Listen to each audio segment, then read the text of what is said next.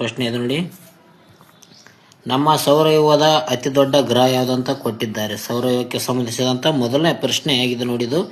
ಸೌರವ್ಯೂಹದ ಒಂದು ಅತ್ಯಂತ ದೊಡ್ಡ ಗ್ರಹ ಯಾವುದಂತ ಕೊಟ್ಟಿದ್ದಾರೆ. ಸೋಲಾರ್ ಸಿಸ್ಟಮ್ ಬಿಗ್ಗೆಸ್ಟ್ ಪ್ಲಾನೆಟ್ ಯಾವುದಂತ ಕೊಟ್ಟಿದ್ದಾರೆ.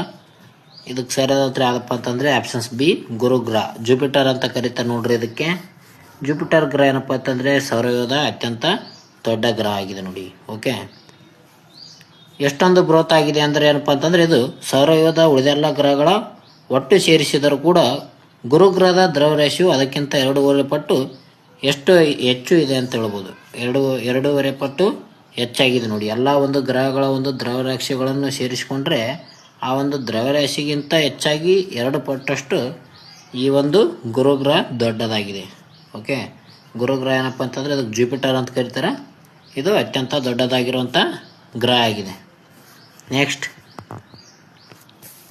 ಕೆಂಪು ಗ್ರಹ ಎಂದು ಯಾವ ಗ್ರಹವನ್ನು ಕರೆಯುತ್ತಾರೆ. ರೆಡ್ ಪ್ಲಾನೆಟ್ ಎಂದು ಯಾವ ಒಂದು ಗ್ರಹವನ್ನು ಕರೆಯುತ್ತಾರೆ ಅಂತ ಪ್ರಶ್ನೆ ಕೊಟ್ಟಿದ್ದಾರೆ ನೋಡ್ರಿ. ಇದಕ್ಕೆ ಸರಿಯಾದ ಉತ್ತರ ವೇನಸ್ ಗ್ರಹಕ್ಕೆ ಕರೆಯುತ್ತಾರೆ. ಆಪ್ಷನ್ಸ್ ಬಿ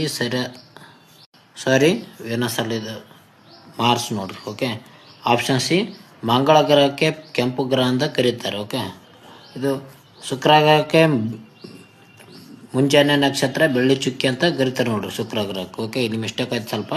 ಇಲ್ಲಿ ನೋಡ್ರಿ ಕೆಂಪು ಗ್ರಹ ಅಂದರೆ ಯಾವುದಂದ್ರೆ ಮಂಗಳ ಗ್ರಹಕ್ಕೆ ಕೆಂಪು ಗ್ರಹ ಎಂದು ಕರೆಯುತ್ತಾರೆ.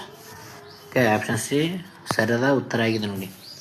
ಓಕೆ, ಯಾಕಪ್ಪ ಈ ಒಂದು ಮಂಗಳ ಗ್ರಹಕ್ಕೆ ಕೆಂಪು ಗ್ರಹ ಎಂದು ಕರೀತಾರಪ್ಪ ಅಂತಂದರೆ ಈ ಒಂದು ಮಂಗಳ ಗ್ರಹದಲ್ಲಿ ಆ ಒಂದು ಮೇಲ್ಮೈ ಮಣ್ಣಿನಲ್ಲಿ ಏನಪ್ಪ ಅಂತಂದರೆ ಕಬ್ಬಿಣದ ಆಕ್ಸೈಡ್